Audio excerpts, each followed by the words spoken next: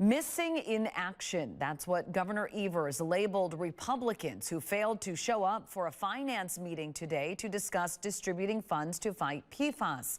A committee room was virtually empty today after Governor Evers called a meeting to discuss releasing millions of dollars to residents across the state who are affected by PFAS.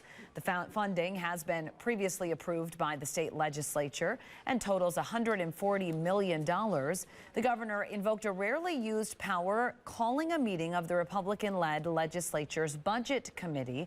Republicans called the move a blatant political game. Are we angry about that?